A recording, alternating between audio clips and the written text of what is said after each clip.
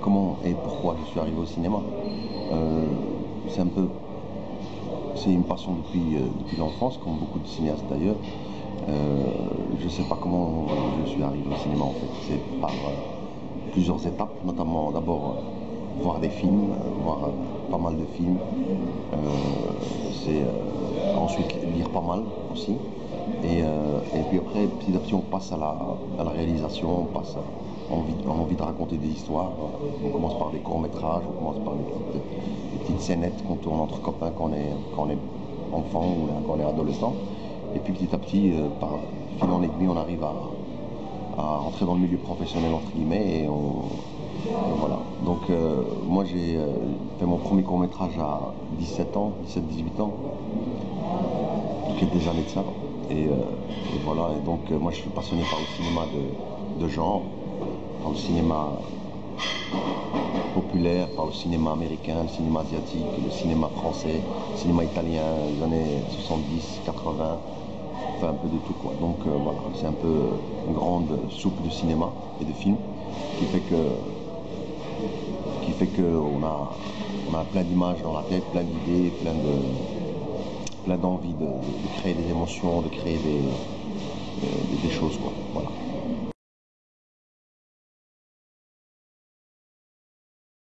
Donc le premier film que j'ai vu, j'avais 6 ans.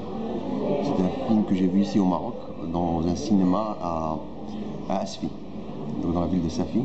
La première fois que j'étais au cinéma, c'est un cousin qui m'a amené pour voir un film, un cousin qui habitait à Asfi. Et mon premier film, donc, c'était un western spaghetti. C'est un film culte qui est connu dans le milieu du cinéma de genre. C'est un Django. Django, c'est l'archétype du cinéma de cette époque-là, des années 70, du cinéma, ce qu'on appelle le western spaghetti. Et c'est un film qui m'a choqué, qui m'a marqué et dont je me souviens de quasi chaque séquence, et qui m'a tellement marqué que je pense que c'est le déclencheur de cette envie de faire du film, de faire du cinéma. Donc voilà, ça c'était mon premier choc cinématographique entre guillemets. Après ça, bien évidemment, donc j'ai commencé à adorer aller au cinéma. Et donc depuis cette époque-là, régulièrement, donc dès que j'avais un peu d'argent, dès que je pouvais ramasser un peu de monnaie un peu à gauche à droite, j'allais au cinéma. Donc donc j'ai passé mon enfance en Belgique, à Bruxelles, où il y avait un cinéma de quartier qui présentait 2 programmes. C'était ce qu'on appelait les vrais cinémas de quartier de l'époque, c'est-à-dire le cinéma où on présentait beaucoup de films de série B, de série Z, de séries de toutes les lettres de l'alphabet. Et là j'ai pu voir des films du monde entier, quoi, des films asiatiques, des films philippins, des films indonésiens, des films pakistanais, des films italiens, des films espagnols, des films grecs, des films enfin de tout. Donc, et moi je pense que c'est le fait d'avoir grandi toute mon enfance, mon adolescence, etc.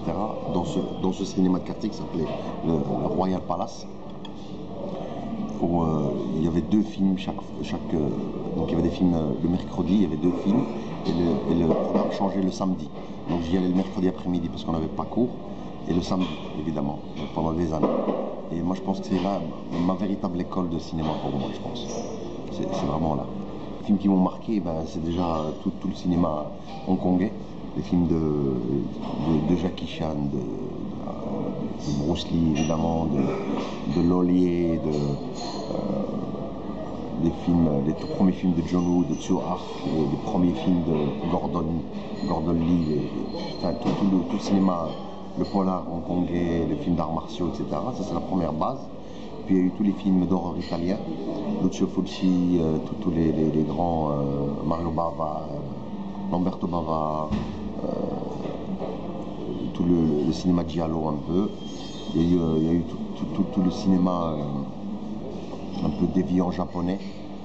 Il y a eu tout le cinéma américain de série B, les films de commando, les films militaires, les films de ninja, etc. Donc vraiment il y a un fouillis de films que des fois on est marqué par un film, on se souvient que d'une scène, ou bien on se souvient que d'une réplique.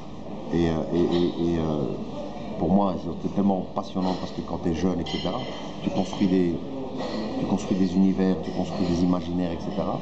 Et à chaque projection de film, tu ressors avec des idées, tu ressors avec des émotions, tu ressors avec une envie féroce de faire quelque chose, quoi, l'envie de refaire les mêmes séquences que tu as vues avec tes copains, tu prends une caméra et tu te prends le week-end et tu montes sur les toits et tu fais une séquence, ou bien tu vas en forêt, et ainsi de suite, quoi.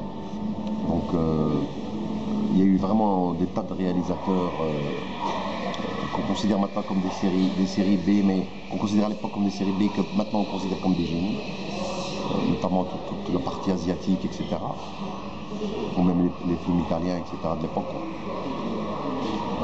Je ne peux pas dire de nom bien précis, quoi, mais bien sûr Sergio Leone, bien sûr. Mais quand je dis Sergio Leone, je parle vraiment de toute la filmographie, quoi. Quand je dis Tsuark, je parle de toute la filmographie, quoi, quasi, quoi. Donc voilà, quoi.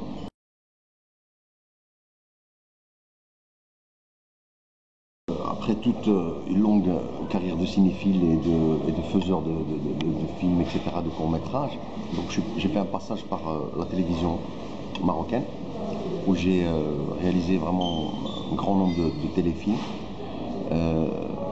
Donc de fil en aiguille, la seconde étape, c'est le cinéma, évidemment. Et donc un jour, en discutant avec mon oncle, qui était comédien de films berbères, mon oncle Hassan Chkiri, qui a eu une idée, on parlait un peu d'une histoire comique, etc., a eu une idée d'envoyer 4 jeunes sur les routes, une sorte de road movie. Donc 4 jeunes qui veulent, entre guillemets, harg, en marocain comme on dit, et qui se retrouvent par hasard en Afghanistan.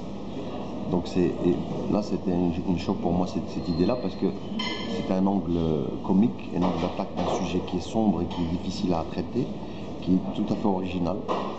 Et donc ça m'a inspiré, et puis on a écrit une histoire, j'ai écrit une histoire.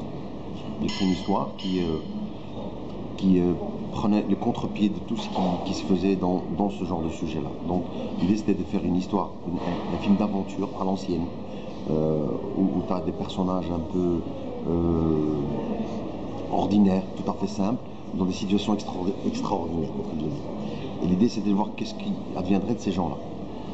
Donc voilà, et donc de fil en aiguille, on a écrit le scénario une vingtaine de jours, d'une traite. Et on s'est rendu compte que, avec le producteur Mohamed Resré, on s'est rendu compte que c'était quelque chose assez intéressant pour pouvoir en faire un film de cinéma, quoi. Donc on s'est lancé dans l'aventure. Donc ça a créé Road to Kaboul, qui était un film qui est assez long quand même, qui dépasse monté complètement, il dépasse les 4 heures. Donc on a dû retravailler sur le montage, on a dû travailler sur le rythme, on a dû travailler sur les personnages, on a dû enlever des personnages, on a dû raccourcir des intrigues, etc. Donc, mais il y aura une version télé qui comprendra les 4 heures, donc qui va être partagée en 4 épisodes d'1 heure. Donc c'est une très grosse aventure en termes de production, en termes d'effets spéciaux, en termes de création de décors, etc. Puisque l'histoire se situe une partie sur Casa et une très grosse partie en Afghanistan. Donc on a dû recréer dans le sud marocain, on a dû recréer des villes complètes, des villes afghanes, on a dû recréer des costumes, on a dû créer une base militaire américaine. Vraiment, c'est un très gros effort en termes de production, en termes de management, en termes de logistique, etc., quoi.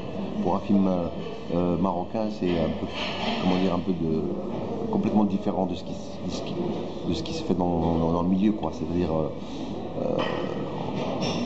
oser s'attaquer à ce sujet-là et oser s'attaquer avec cet angle-là, je pense que c'est quelque chose qui peut être très intéressant pour le spectateur.